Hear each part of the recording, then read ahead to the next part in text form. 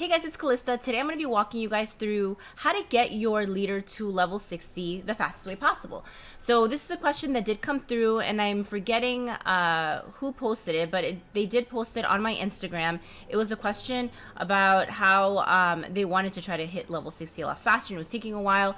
And this was in response to a question that I asked on Instagram about what kind of content you guys would see. So I thought that was a really cool topic, a really good one, and definitely something that probably a lot of people are wondering as well, and it's very important. So you guys know the benefits of having a level 60 leader. There are many to count. I don't even think I need a video on that because you guys probably already know, but I wanted to put together a few key things to keep in mind as you're trying to kind of hit that level 60 even faster. So the first one is going to be around obtaining your player EXP 25% boost. So what does that mean? So take a look at your, right now I'm in the gem mall, but you can see that there is a 25% player EXP boost. It basically increases your player EXP by 25% for 24 hours. Now this is really helpful when you combine it with tip number 2. Tip number 2 is fighting is actually going to give quite a bit of experience every time that you're killing and wounding troops. So before you, let's say participate in a KVK, that's a big one, right? Let's say you're going to participate in KVK, you think you're going to be just doing all sorts of dirty stuff, tile hitting and whatever it takes, right, to get your EXP. It's a good idea to pop this bad boy on, go ham on KVK, and you're going to be able to get a ton more experience than normal, right? So that's tip number 1, is that experience boost. Tip number 2 is make sure that you're fighting. KVK is a great opportunity to kind of combine both of those tips together. The next one is going to be follow your turf quest line. Sometimes, especially if you're used to these types of games, you are going to start doing kind of like your own thing, but the turf quest line really is meant to try to help you get to that level 60 hero in the most efficient way possible. Sometimes they're a little bit more difficult, but unlocking different areas of your castle, right? So if you go to your castle, you know, unlocking different sections helps with all of that. So follow your turf quest line, and it's going to help you get more EXP to get that hero to level 60. The next one is going to be make sure that you're doing your daily Coliseum hits. So when you do your Coliseum, you can see I still have 4 out of 5 entries. You want to make sure you're doing them every day. I don't. And you can see that because you see my rank is like 2,786, and I have no good excuse other than I'm just not a Coliseum person. Right? Like, I'm at the point in the game where honestly, like, what I enjoy the most is like the fighting portion of it.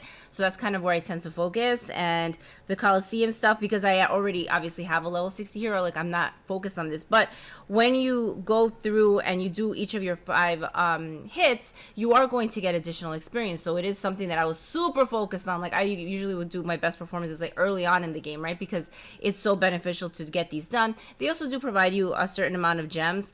A lot of my guildmates are already kind of in the top positions. I wouldn't hit them and I wouldn't challenge them. So it just doesn't make sense for me, right, to like overly focus on this. So I kind of just do it when I'm bored, basically. Or when I'm hoarding some of those tries for Guild Fest, which is what is going on right now. The next one that I wanted to talk about is a really good one, and you guys are going to notice that your admin quests and your guild quests all give a certain amount of experience. Not a whole lot, right? Like, take a look at these. They're like 225, right? A lot of them are pretty low. Sometimes they'll be like 900. The tip on this one, that one was a 900. The tip on this one, there's 2 tips for this. The first one is there's going to be certain periods where you're going to have additional experience from guild quests, and it'll usually have like a big green arrow. You want to try to save and hoard your guild quests, like any additional scrolls that you have, for that moment.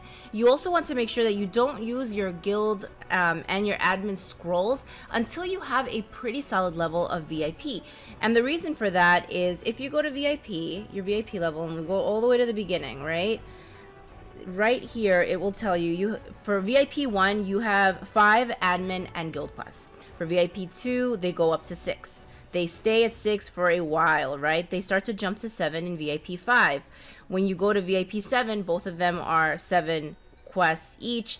And the reason for that is if you use your quest scrolls at the moment where you have a high VIP, you're going to get more for each reset, right? So instead of getting 5 every time you use a new scroll, you're going to get 7, or you're going to get 8, or you're going to get 9, right? I think that's actually where it maxes out for some of these.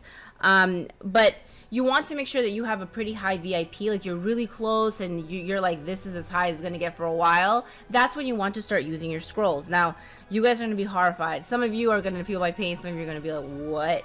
But look at the amount look at the amount of like admin quest scrolls I have. All right, I have 2,867. That's a lot. I use these during Guild Fest, and you can see how many guild quest scrolls I have. And the problem with having so many is, number one, I don't need the experience, right? So when I did need the experience, I had like none because I was constantly using them.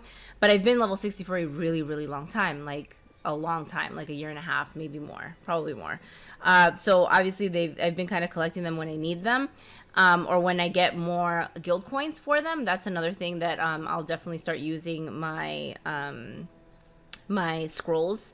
But I will say the fact that this is so manual and I have to like go in there and click, like, can you imagine doing this 200, 2,000 times 9? Like, it's just insane. Like, I'm never gonna do it unless I can come up with some sort of like automated way. Like, what I would love, and this is completely a sidebar, is like the same way that we can just like accept all the gifts that we get, right, and just do this in 2 buttons. If we could do the same thing for the guild and admin quest, that would be awesome.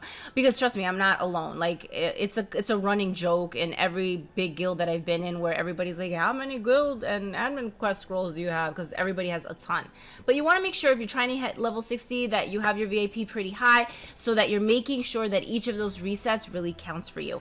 Hopefully this was helpful. Let me know if you have any additional questions down below, any additional videos that you'd want to see, and as usual, thank you so much for watching.